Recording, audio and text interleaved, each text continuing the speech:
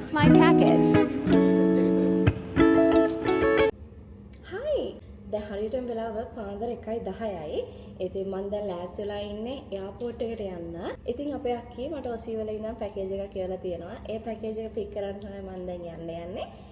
ඉතින් ඩුබායි වලට එන අපේ මල්ලිගේ යාළුවෙක්ගේ අතේ තමයි මේ පැකේජ් එක එවලා තියෙන්නේ. ඉතින් අපි ගිහලා බලමු මට මොනවාද හම්බෙන්නේ මොනවාද මේ පැකේජ් එක ඇතුලේ තියෙන්නේ කියලා මම ඔයාලත් එක්ක ෂෙයා කරගෙන යන්න.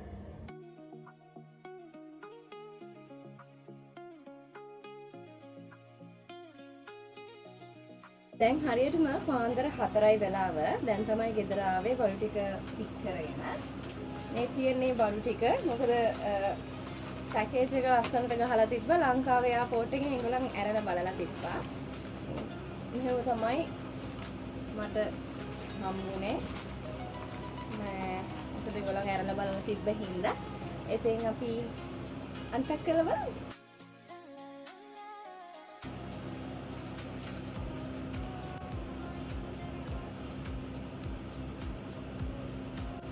අනුව ක්ලෙන්සින් ෆෝම් එක තියෙනවා. අනුව ක්ලෙන්සින් ඔයිල් එක, हेयर ඔයිල් එකක් තියෙනවා. ඊට පස්සේ තියෙනවා අනුව මිල්කි ටෝන් එක. ඊට පස්සේ තියෙනවා අර්මානි පර්ෆියුම් එක. ලිප්ස්ටික් එක. ඒ මත තියෙනවා. මේ අපේ අක්ක මට ලංකාවෙන් කස්ටමයිස් කරලා හදපු slippers දෙක, waves දෙක. Wow, it's so nice. I wanna look at this.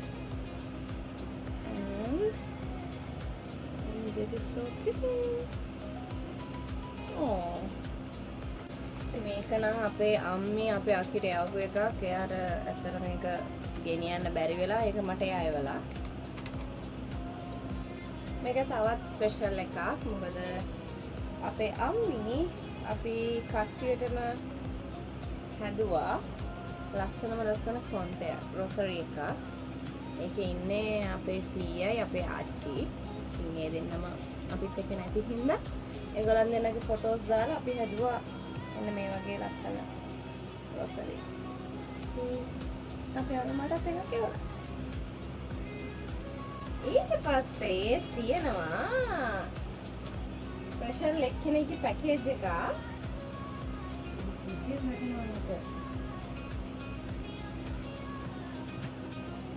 පස්සේ තියෙනවා ඩෝල්චේ ගබානා.